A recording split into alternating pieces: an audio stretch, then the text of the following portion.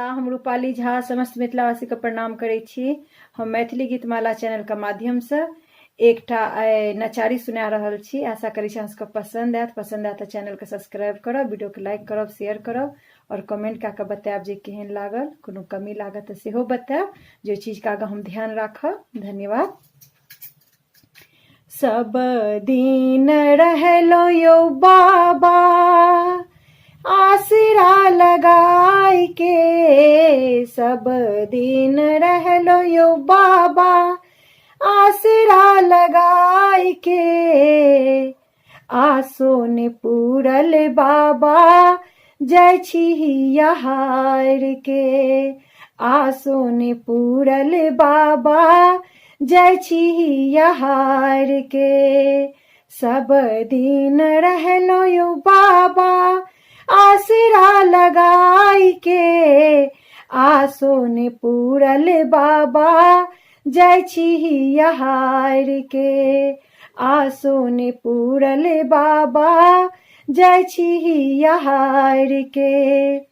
जलो जे अनलो यो बाबा सुल्तानगंज जाय के, जलो जे अनलो यो बाबा सुल्तानगंज जाय के। जलो ने लै छी बाबा जय छी यहार के, जलो ने लै छी बाबा जय छी यहार के। फूलो जे अनलो यो बाबा, फूलो जे अनलो यो बाबा आक धोथुर ताक के। फूलो जे अनलो यो बाबा आक धोथुर ताक के।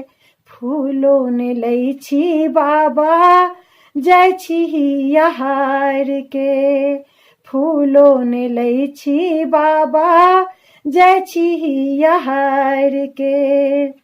बेल पत्र अनलो यो बाबा तीन पत्ती ताक के, बेल पत्र अनलो यो बाबा तीन पत्ती ताक के। बेल पत्रो ने लै छी बाबा जय छी यहार के, बेल पत्रो ने लै छी बाबा जय छी यहार के।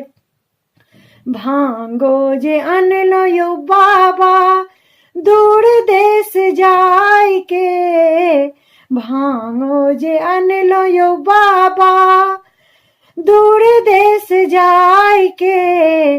भांगो ने लै छी बाबा जय छी यहार के, भांगो ने लै छी बाबा जय छी यहार के।